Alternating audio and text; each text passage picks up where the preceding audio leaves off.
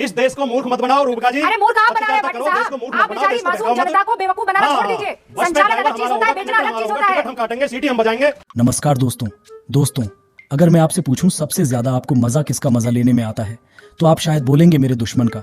लेकिन मुझे मेरे दुश्मन से भी ज्यादा मजा आता है गोदी मीडिया की बेइज्जती होते देखने में। कुछ आज ऐसा ही इस वीडियो में होगा, जिसमें है राजकुमार भाटी जी और पापा की परी रूबिका लियाकत, जो बीजेपी को डिफेंड करने के चक्कर में खुद को ही बेइज्जत करवा लेती है।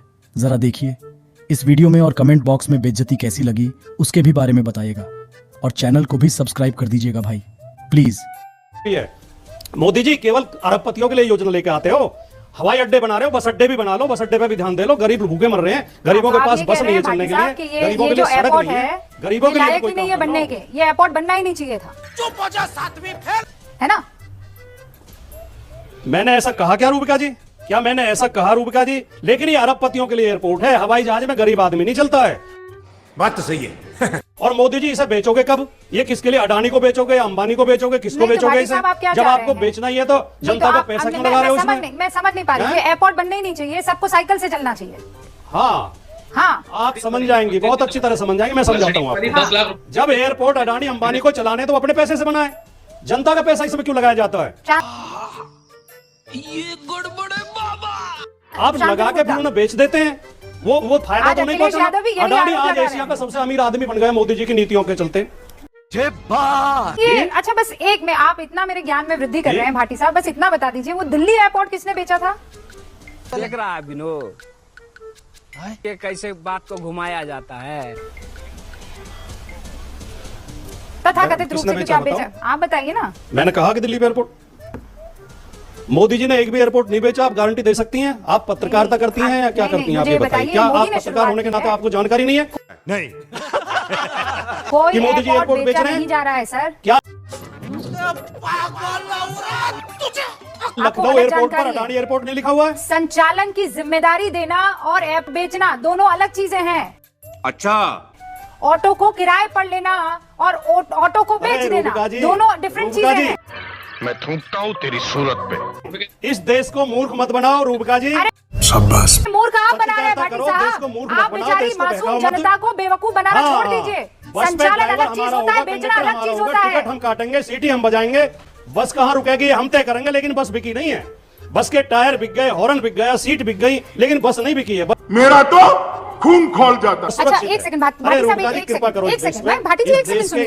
भाटी जी, अभी पिछले चुनावों में आपका एक एक पॉलिटिकल जो स्टेप था, कदम था, कोई और शख्स ले रहा था, ठीक है? आपने उसे हायर किया था कि वो सारे फैसले ले। समाजवादी पार्टी का किसके साथ विलय, किसके साथ गठबंधन होना चाहिए, किसको कितनी सीटें देनी चाहिए। हमारी पार्टी में कभी कोई और फैसला नहीं लेता है। आप गलत बयान नहीं कर रही हैं। अरे प्लीज सर, आप गलत बयान नहीं कर रही हैं। राजनीतिक आरोप आप बीजेपी के लिए छोड़ दें। राजनीतिक आरोप नहीं लगा रही हूं, राजनीतिक आरोप मैं ये कह रही हूँ बात तो सही है। कि उस शख्स ने अगर आपको पॉलिटिकल एडवाइस दी, मतलब वो समाजवादी पार्टी का अध्यक्ष हो गया? नहीं ना। अगर आप किसी से पॉलिटिकल एडवाइस ले रहे हैं, चलिए आप नहीं मान रहे हैं, आप नहीं मान रहे हैं, मैं आपको इतना मैं खुश कर देती हूँ कि आप नहीं मान रहे हैं। आपका कोई पॉलिटिकल एडवाइजर नहीं था, 2 लड़कों को साथ आने के लिए किसी ने कोई राय नहीं दी थी। मैं कह रही हूँ दूसरी पॉलिटिकल पार्टियां अगर किसी पॉलिटिकल एनालिस्ट को लेती है अपने पॉलिटिकल एजेंडा को आगे बढ़ाने के लिए, तो वो उसको अध्यक्ष मान लेती है। हाँ मैं बताता हूँ। अगर भारतीय जनता पार्टी रूबिका लियाकत को अपना एडवाइजर नहीं, भाटी जी सुनिए ना, आप इस तरीके की बेकार की बातें मत कीजिए। राजकुमार भाटी तमीज के दायरे में रहकर मेरे साथ डिबेट कीजिए। राजकुमार भाटी को करती है। राजकुमार भाटी आप तमीज के दायरे में रहकर बदतमीजी आप कर रही हैं। बदतमीजी आप कर रहे हैं। लो अब सच बोलो तो सबको मिर्ची लगती है। और मैं बदतमीजों के साथ बहस नहीं करूंगी। मैं बहुत सम्मान के साथ, मैं सम्मान के साथ आपसे बात कर रही हूँ, और सम्मान से आप मेरे सवालों का जवाब दीजिए। आप मेरे ऊपर पर्सनल अटैक करेंगे तो भाटी साहब आप जानते हैं मेरे साथ डिबेट करते हुए आपको अरसा हो गया है। सम्मान का सम्मान होगा, और अगर आप मेरा सम्मान नहीं करेंगे तो मैं जानती हूँ फिर क्या करना है। रुला दिया ना बेचारी को। तो आप तमीज के दायरे में मर्यादा में रहकर बात कीजिए। आरोप मत लगाइए, आरोप मत लगाइए। सुनिए ये गलत बात है। मैंने राजकुमार भाटी जी, मुझे किसी से जोड़ने की कोशिश मत कीजिए। क्यों नहीं? नहीं, अगर आपको इस तरह धमकी देनी तो आप अपनी डिबेट मत बैठाया करो। बात हम अपनी कहेंगे। नहीं, आप अपनी कहेंगे तो उसमें मैं नहीं आनी चाहिए। लो अब सच बोलो तो सबको मिर्ची लगती है।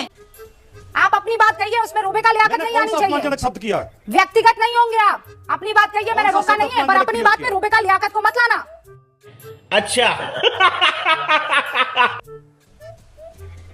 अब आगे बढ़िए बोलने दो, एक बात और बोलने अपनी दो। बात एक बात खत्म बोलने कीजिए, दो। पर रोबे का लियाकत से दूरी बना के मैंने एक रखिएगा।